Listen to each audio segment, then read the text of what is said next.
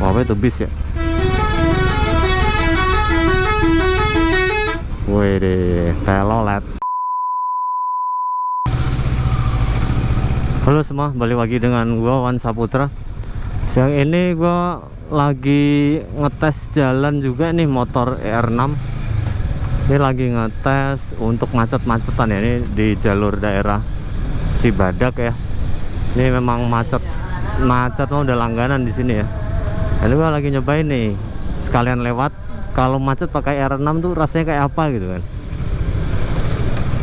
Jadi kalau bicara masalah kopling sih relatif nggak begitu berat ya, relatif biasa menurut gua. Cuman begitu kita kena macet yang cukup lama ya, kemudian tangan kiri kita main kopling terus, nahan kopling terus ya, ini mulai kerasa ini pegelnya gitu. Jadi kalau untuk macet-macetan sampai seperti ini sih kerasa banget sih koplingnya, kerasa banget koplingnya. Jadi cukup kerasa berat gitu. Karena memang motor-motor kayak gini kan memang nggak didesain untuk harian dan macet-macetan terus ya. Tuh macetnya nggak gitu sampai ujung.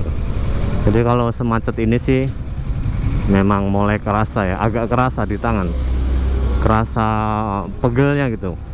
Sebenarnya nggak begitu berat, cuman karena tangan mulai pegel jadi rasanya seolah-olah berat gitu. Nah, ini itu untuk kopling ya. Terus untuk masalah panas mesin ini mulai kerasa ya, kalau siang terik begini panas terik ini ya. Ini sekitar jam 3 sore, cukup panas terik, musim kemarau. Ini panas mesin terasa banget ya. Walaupun sebenarnya sih ya enggak yang sampai panas banget terus rasa seperti terbakar, enggak sih. Jadi tapi cukup terasa panas mesin. Ketika kipas radiator nggak muter sih nggak begitu. Wah, itu bis ya. Wih deh, telolet. Jadi kalau pas kipas radiator nggak muter sih nggak begitu panas, tapi begitu muter langsung panasnya langsung nyebar ya ke kaki gitu. Tapi panasnya menurut gua bisa ditoleransi lah, nggak yang sampai panas banget terbakar gitu. Seperti rasa terbakar enggak. Panas-panas menurut gua wajar sih, panas biasa gitu. Tapi memang kalau R6N ini ketika kena macet dikit aja, misal berhenti begini nih, kipas radiator udah pasti muter ya, muter terus-terusan gitu sampai kita jalan beberapa puluh meter baru, atau sekitar 100 meter lah baru dia kipas radiatornya dia berhenti berputar gitu. Karena emang mungkin suhu mesinnya cukup tinggi ya, jadi begitu kena macet dikit atau berhenti dikit kipas radiator langsung muter ya. Dan memang hal yang pasti terjadi ketika macet begini, dan pasti radiator muter, dan pastinya kaki kita juga pasti panas ya, kena putaran kipas radiator gitu. Wede. Jadi memang hal yang pasti di motor ini adalah kalau macet dikit aja, berhenti dikit itu kipas radiator langsung muter. Tapi itu udah jalan sekitar 100 meter, radiator kita dapat angin ya, angin segar. Nah itu mulai dingin ya suhu mesinnya, dan kipas radiatornya mulai berhenti berputar.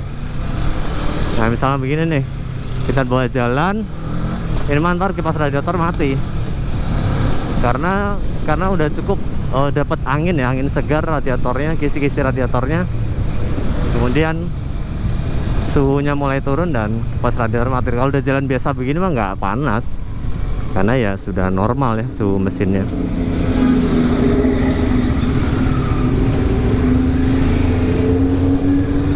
Terus ini kebetulan gue dari tadi kena macet ya, sejak pintu tol Parung Kuda sampai sini, sampai Pasar Cibadak macet terus. Dan untuk kopling sih masih aman ya, nggak ada slip kopling atau koplingnya jadi nggak enak gitu, enggak sih. Oke aja so far masalah kopling. Di bagian kampas kopling ya itu nggak ada gejala slip ya, masih oke, aman. Cuman memang ya itu tangan kiri kita agak pegel ya.